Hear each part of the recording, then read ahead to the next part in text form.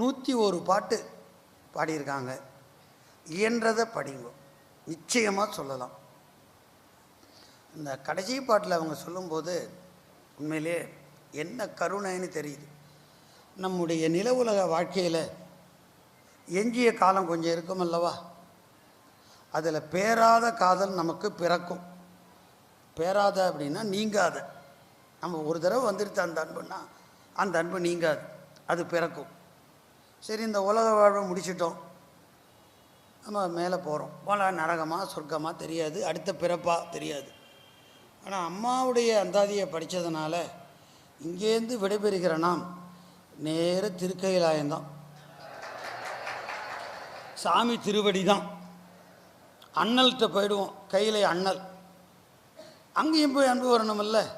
இங்கே பேராத காதல் பிறந்தது, அங்கே ஆறாத அன்போடு அண்ணலை அடைவோம். இது அம்மாவே சொல்கிறது. பாட்டை பார்த்தீங்கன்னா தெரியும். ஆறாத அண்ணன் என்னென்னா நிறைவு பெறாத.